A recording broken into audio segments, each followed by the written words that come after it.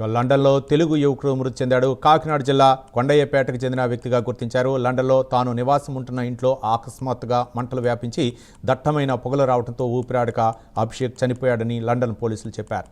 ఈ ఘటనలో మరో యువకుడు ప్రాణాలతో బయటపడ్డాడు. లండన్లో చనిపోయిన అభిషేక్ తండ్రి ఆస్కర్ రావు ఆంధ్రప్రదేశ్ ప్రభుత్వోద్యోగుల సంఘానికి సెక్రటరీగా వ్యవహరిస్తున్నారు.